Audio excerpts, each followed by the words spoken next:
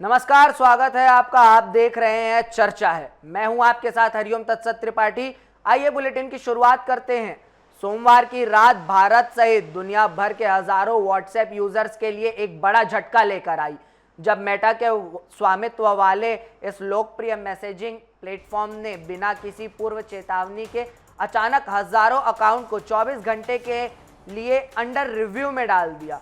इस अचानक हुई कार्यवाही के कारण प्रभावित यूजर्स ना तो किसी को मैसेज भेज पा रहे थे और ना ही कॉल कर पा रहे थे, जिससे सोशल मीडिया प्लेटफॉर्म पर हड़कंप मच गया और यूजर्स का गुस्सा फूट पड़ा। जैसे ही यूजर्स ने ऐप ओपन किया, उन्हें स्क्रीन पर एक नोटिस दिखाई दिया जिस पर लिखा था कि अकाउंट समीक्षा में है और आपकी अकाउंट गतिविधियों और डिवाइस की जानकारी की जांच की जा रही है, ताकि यह सुनिश्चित किया जा सके कि यह सेवा की शर्तों का पालन करता है या नहीं।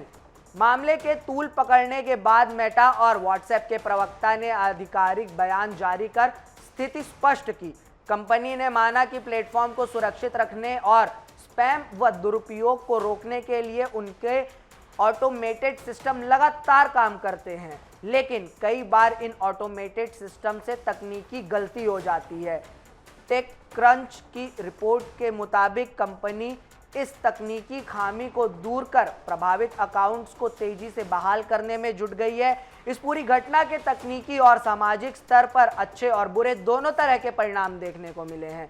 अच्छे परिणामों की बात करें तो यह घटना दर्शाती है कि मेटा स्पैमर्स, बॉट्स और फेक अकाउंट के खिलाफ कितनी सख्ती से ऑटोमेटेड मॉनिटरिंग कर रहा है, जो लंबे समय से प्लेटफॉर्म को अधिक सुरक्षित बनाता है।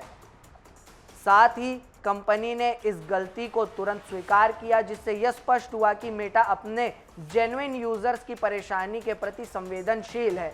वहीं दूसरी ओर बुरे परिणामों के रूप में जो लोग छोटे कारोबारी अपने दैनिक कामकाज के लिए पूरी तरह व्हाट्सएप पर निर्भर हैं, उन्हें इस 24 घंटे के ब्रेक के कारण भारी व्यावसायिक और मानसिक नुकसान का सामना करना पड़ा। इसके अलावा बिना किसी स्पष्ट गलती के अचानक अकाउंट ब्लॉक होने से जेन्युइन यूजर्स के मन में असुरक्षा की भावना पैदा हुई। आगे की स्थिति को देखें तो मेटा के आश्वासन के मुताबिक जिन यूजर्स के अकाउंट्स में कोई वास्तविक उल्लंघन नहीं पाया गया, उनके अकाउंट 24 घंटे की अवधि पूरी होने के बाद स्वतः रिस्टोर हो रहे हैं।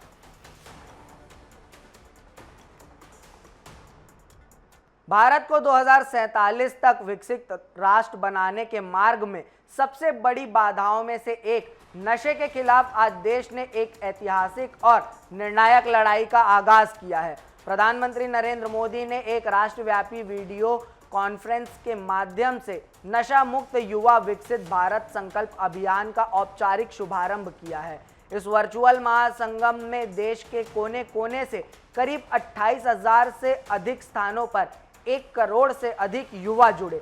प्रधानमंत्री ने इस युवा वर्ग को भारत की अमृत पीढ़ी बताते हुए कहा कि एक विकसित भारत की कल्पना तब तक अधूरी है जब तक हमारी युवा पीढ़ी शारीरिक रूप से स्वस्थ, मानसिक रूप से सशक्त और नशे जैसी आत्म विनाशकारी आदतों से पूरी तरह मुक्त ना हो।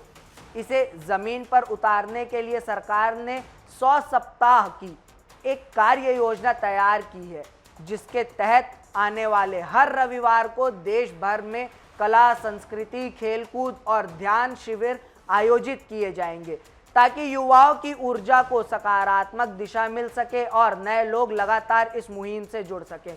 इस अभियान के अच्छे परिणामों की बात करें तो युवाओं के खाली समय का दुरुपयोग होगा, जिसमें कि वह अपने खाली समय के दुरुपयोग को सदुपयोग में कन्वर्ट कर पाएंगे।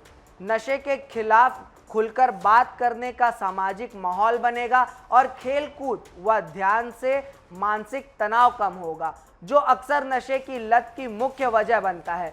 वहीं इसके बुरे परिणामों या जोखिमों पर नजर डालें तो यदि जमीनी स्तर पर निगरानी कमजोर रही तो यह अभियान सिर्फ कागजों और विज्ञापनों तक सीमित रह जाएगा। इसके अलावा जब तक ड्रग्स के अवैध नेटवर्क पर सख्त कानूनी प्रहार नहीं होगा और देश में पर्याप्त नशा मुक्ति व पुनर्वास केंद्र नहीं बढ़ाए जाते, तब तक 100% सफलता मिलना मुश्किल होगा। अब देखना यह है कि क्या 100 सप्ताह का कार्यक्रम सिर्फ एक सरकारी योजना बनकर रह जाता है या फिर हर गांव और परिवार का एक जन आंदोलन बनता है। अगर समाज और सरकार मिलकर ईमानदारी से काम करे तो भारत के युवा इस दलदल से बाहर निकलकर देश के विकास में अपना 100% योगदान दे सकेंगे। भारतीय खाद्य सुरक्षा एवं मानक प्राधिकरण FSSAI द्वारा डाबर इंडिया के खिलाफ की गई कार्रवाई के बाद FMCG बाजार और कंपनी पर इसके व्यापक प्रभाव पड़ने की उम्मीद है। इस पूरी घटना के कई सकारात्मक और नकारात्मक परिणाम सामने आ सकते हैं। नकारात्मक परिणामों की बात करें तो डाबर जैसे प्रतिष्ठित और पुराने ब्रांड की बाजार में साख को अस्थायी झटका लग सकता है। चूंकि कंपनी के शहद, घी और अन्य प्रमुख उत्पादों की बिक्री पर रोक लगा दी गई है, इससे उसके दैनिक कारोबार और वित्तीय मुनाफे पर बुरा असर पड़ेगा। इसके अलावा उत्पादों की रीलेबलिंग और विज्ञापनों में बदलाव करने की प्रक्रिया में कंपनी का अतिरिक्त समय और पैसा खर्च होगा। दूसरी ओर इस कड़े कदम के कई सकारात्मक परिणाम भी देखने को मिलेंगे। सबसे बड़ा फायदा उपभोक्ताओं को होगा, क्योंकि इससे यह सुनिश्चित होगा कि कंपनियों द्वारा किए जाने वाले दावे पूरी तरह पारदर्शी और वैज्ञानिक प्रमाणों पर आधारित हों, जिससे आम जनता गुमराह होने से बचेगी। FSSAI के इस सख्त रुख से पूरी इंडस्ट्री को एक बड़ा संदेश गया है कि बिना सबूत के बड़े बड़े दावे अब बाजार में नहीं टिक पाएंगे, जिससे भविष्य में स्वास्थ्य को लेकर स्वस्थ प्रतिस्पर्धा को बढ़ावा मिलेगा। आगे की स्थिति की बात करें तो डाबर को 15 दिनों के भीतर FSSAI के सामने अपनी एक्शन टेकन रिपोर्ट पेश करनी होगी। कंपनी को या तो अपने दावों को वैज्ञानिक प्रमाण के साथ सही साबित करना होगा या फिर अपनी पैकेजिंग से 100% जैसे शब्दों और जैविक भारत के अवैध लोगों को हटाना होगा। यह बात ध्यान देने योग्य है कि यह कार्रवाई उत्पादों की गुणवत्ता या उनके सुरक्षित होने को लेकर नहीं, बल्कि यह केवल लेबलिंग और मार्केटिंग के तरीकों से जुड़ी है। इसलिए नियमों में आवश्यक सुधार करने के बाद इन उत्पादों की बिक्री दोबारा सामान्य होने की पूरी संभावना है।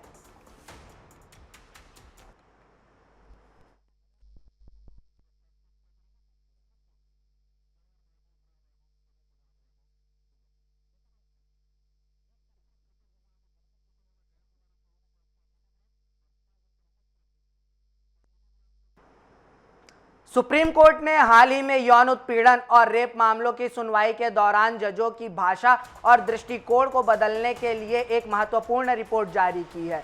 पूर्व जस्टिस अनिरुद्ध बोस की अगुवाई वाली विशेषज्ञ समिति द्वारा तैयार की गई इस रिपोर्ट का नाम judgments and gender sensitivity and compassion in writing judgments है, जो देश भर के 125 ट्रायल कोर्ट के फैसलों के विश्लेषण पर आधारित है। इस पहल का मुख्य उद्देश्य अदालती भाषा से पितृसत्तात्मक सोच और रूढ़िवादी सोच को पूरी तरह बाहर करना है। समिति ने फैसलों और सुनवाई के दौरान इस्तेमाल होने वाली पारंपरिक और कलंक पैदा करने वाली शब्दावली की जगह कानूनी रूप से सटीक और सम्मानजनक शब्दों के इस्तेमाल की सिफारिश की है। रिपोर्ट्स के अनुसार बेबस महिला, पवित्रता खो दी, लज्जा भंग, चरित्रहीन, प्रोसिक्यूट्रिक्स, बेचारी, असहाय, नाबालिग लड़की और वासना से प्रेरित जैसे शब्दों का इस्तेमाल पूरी तरह बंद होना चाहिए। इसके स्थान पर शिकायतकर्ता की शारीरिक स्वायत्तता का उल्लंघन, यौन उत्पीड़न, सहमति, गरिमा और यौन हिंसा जैसे शब्दों का प्रयोग किया जाना चाहिए। इसके अलावा रिपोर्ट्स में यह भी जोर दिया गया कि पीड़िता की विश्वसनीयता पर सिर्फ इसलिए सवाल न उठाया जाए कि उसके शरीर पर चोट के निशान नहीं है या उसने देर से शिकायत दर्ज कराई है, और क्रॉस एग्जामिनेशन के दौरान उसके निजी जीवन या पुराने यौन संबंधों से जुड़े अपमानजनक सवाल न पूछे जाएं। इस पूरी प्रक्रिया के दोनों पक्षों यानी अच्छे और बुरे परिणामों को समझे तो इसके कई दूरगामी प्रभाव देखने को मिलेंगे। सकारात्मक परिणामों की बात करें तो संवेदनशील भाषा के प्रयोग से पीड़िताओं को दोबारा मानसिक आघात से बचाया जा सकेगा। न्याय प्रणाली में मानवाधिकार और गरिमा मजबूत होगी और जजों के फैसलों में विक्टिम ब्लेमिंग की संस्कृति समाप्त होगी। दूसरी ओर संभावित चुनौतियों या नकारात्मक पहलुओं पर नजर डालें तो कानूनी पेशे में पीढ़ियों से चली आ रही भाषा और पितृसत्तात्मक मानसिकता को रातों रात बदलना आसान नहीं होगा, जिसके लिए जजों और वकीलों को विशेष प्रशिक्षण की आवश्यकता होगी। साथ ही निचली अदालतों के स्तर पर इन दिशा निर्देशों को सख्ती से लागू कराना और उनकी निगरानी करना भी एक लंबी प्रक्रिया होगी। फिलहाल मेरे साथ इस बुलेटिन में इतना ही। देश दुनिया की तमाम बड़ी खबरों से अपडेट रहने के लिए देखते रहिए डीए न्यूज़ प्लस।